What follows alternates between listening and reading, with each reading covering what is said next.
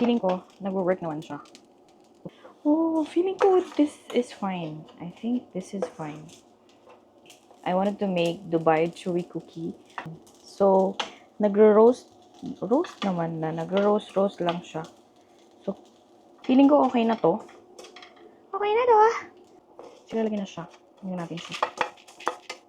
Hindi ako siyang naglagay na marami. Kasi, hindi ko alam kung successful o hindi. Kaya, yan siya. Pistachio. Hindi tayo ng... Uy! Kunakan natin. Uy! Ano na ba proud ako sa sarili ko? I think okay to. Talaga. Talaga naman. Ikaw yung unang titikim. Siyempre kasi. Ano?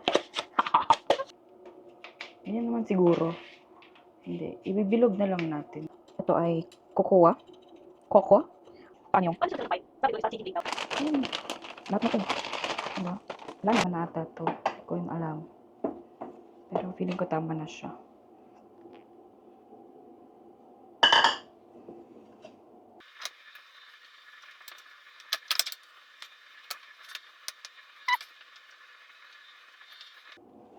Nakakangawit to ah.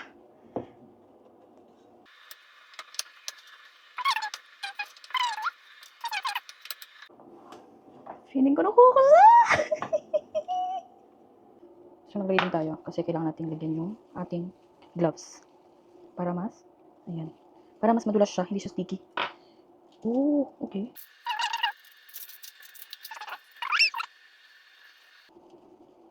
Ayan. Lagay tayo yung pinaan natin kunafa. Ito hindi ko alam kung. Ayan.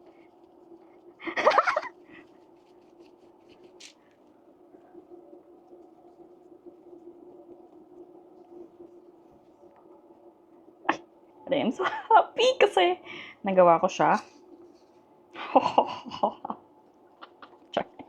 Super saya because this is how much per piece dito. Parang 17 dirhams per piece or like 15 dirhams per piece. Tapos, alam mo yun, ganito lang kaliit.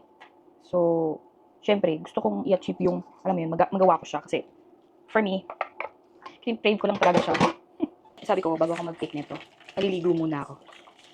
Pero, naisip ko, hindi yun naman ako aamuyin, eh.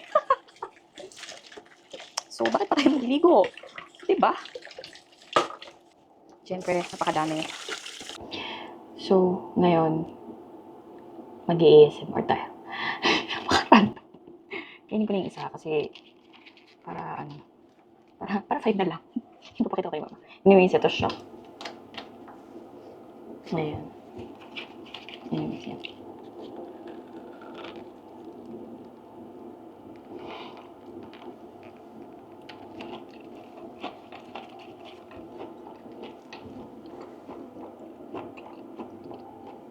Ayan.